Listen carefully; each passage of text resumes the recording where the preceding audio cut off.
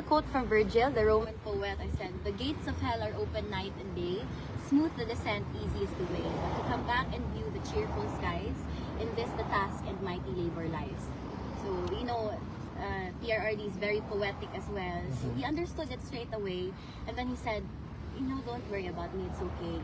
He said, no, that this is the price I have to pay because I saved, my country and the youth.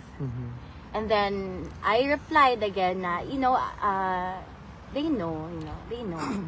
I said, yeah, I'm sure that they know, that you guys know. So, ayun, parang may, alam mo yung poetic exchange of ano lang.